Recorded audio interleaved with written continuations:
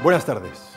Hoy ¡Hola! os digo convencido que 2014 va a ser nuestro año de la recuperación. Porque Mira mis ojos, te tengo que desintegrar, te tengo que matar, perro maricón, escucha. un gran esfuerzo de reestructuración que ha afectado a todas las empresas públicas y que ya ha generado un ahorro de más de 1.500 millones de euros a todos los valencianos.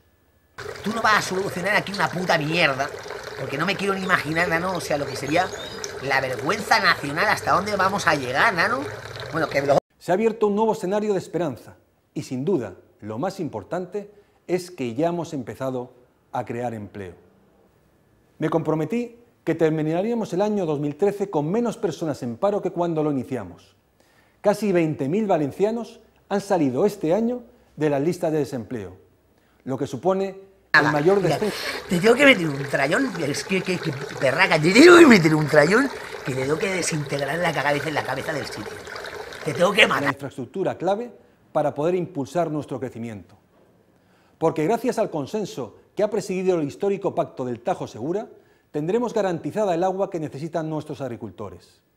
Porque pondremos en marcha un plan extraordinario de inversión en infraestructuras sanitarias, educativas, judiciales y de abastecimiento de agua.